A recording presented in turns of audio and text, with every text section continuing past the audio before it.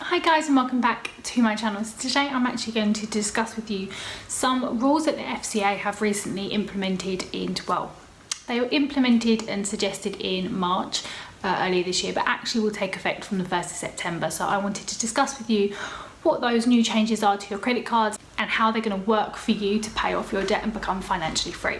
I realised that all of my notes are actually on my phone, which I don't have with me, so I have got them up on my PC, so bear with me if I'm actually looking for reference. Anything that I do reference in this video, I will try to leave all of my research down below just so you can have a look through the articles yourself. So it turns out that about 3 million people in the UK are what we call persistently in debt. Now, persistent debt is essentially you are paying off less than your debt and your interest. So over the course of a year, you've actually paid off less money than you should have. For every pound you're paying back on your credit card, you're actually getting charged an interest of about £2.50 per pound. So you can see how persistent debt happens because little old us think, oh, we're paying off minimum payments here, we're actually doing what the bank is telling us to do. But consequently, that's actually getting you more in debt, and that's exactly what the banks want to do. So the FCA have basically introduced a rule where if you are what we call persistently in debt, then the banks have to offer you advice so that they cannot make money off you the way they currently are. So if you have been in persistent debt for 18 months, then the bank will contact you to basically tell you that you're in debt. They will suggest ways for you, or suggest an amount that you up your minimum payment to, just so that you can keep control of the interest and actually start paying off your debt, not just paying off the interest. So after 18 months of you making minimum payments which are insufficient, your bank will contact you. After 36 months, the bank will then contact you again to actually say, look, you're still fucking up. You're still not making the right payments here. You're still not going to get yourself out in debt. We need to consider something else again. Make sure you can pay off a little bit more. So they have to physically help you pay off your debt. This isn't just for credit cards, this is actually for loans and things like that. So basically, if you take out a £3,000 loan or spend £3,000 on a credit card, at the moment it will currently take you, if you are paying minimum payments that the bank suggests or the bank takes from direct debit, it will actually take you around 27 years to pay off, rather than the suggested amount of 3 to 5 years, which is actually what they say. So you can see why the FCA have actually introduced this rule and introduced the fact that after 18 months and 36 months, that the bank should actually start to offer you help and offer you advice so that you are actually keeping on top of your payments rather than just getting further in debt. Oh, apologies. So it's 18 months and 27 months. After 36 months, the bank have to talk to you about lowering your interest fees. You're allowed to basically consolidate your debt and essentially a low interest on that. They might wipe off your debt and various other options they do. Now, obviously, during this time, because you are classed as being persistently in debt, so your credit rating will drop. And at the moment, the banks will start to seize your credit cards. So what will happen is if you are persistently in debt and the bank has seen that you are persistently in debt, as you pay off your credit card, you will not be able to spend more than about £50 available credit left after you've paid that. So as you pay it off, your maximum limit will then start to decrease as a consequence of that, because they will be shutting down your account. So that being said, there are ways that you can get around it earlier than the 18 months if you have realised that you are not paying off your debt as quick as possible, or if you did what I did and panicked and decided to look at how much you owed, how quick you could pay it off, how much interest you're currently paying, blah de blah de blah. I'm one of those people that's always paid more than a minimum payment off of any loan or my mortgage. I pay more than my minimum mortgage payment on my mortgage, so I'm kind of already in that habit. But obviously trying to get into that habit when you are strapped for cash and you are actually in debt anyway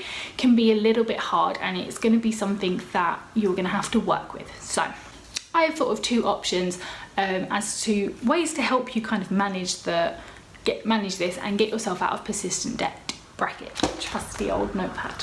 My two options are based on how your debt is spread across. So if your debt is spread across various companies, various banks, various everything, then I suggest you start looking at the Snowball method. Now, I will leave a link down below to more details about the Snowball method, but essentially you list all of your debts. So I will actually write my debt here for you so that you can see, and that's so my dad watching this video will probably actually call me up in a minute and tell me off.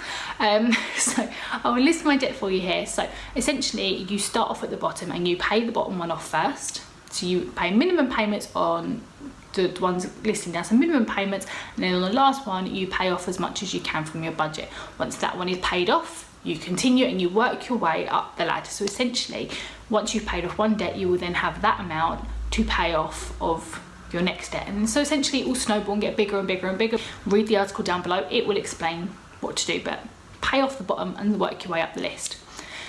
Now, obviously, in the current circumstances, your minimum payment might not actually be enough money. So what I suggest you do is go on a minimum payment calculator like the one on Money Supermarket. Again, I will leave it linked down below, and that will tell you what a minimum payment should be. So not the minimum payment the bank tells you need to pay, but the actual minimum payment you need to do in order to pay off your debt and the interest at the same time.